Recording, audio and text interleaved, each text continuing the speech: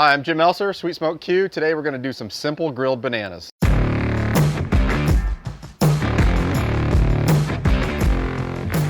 don't know if many people have had a grilled banana, but today we're making a grilled banana.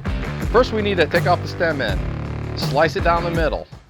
Once sliced, squeeze them and open them up. We're going to stuff them with some goodies.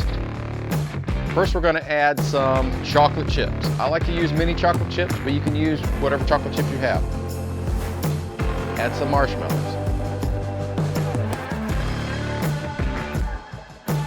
Once we add the marshmallows, we're going to wrap them up in foil to kind of steam it in there. We're going to place it on a 350-degree grill.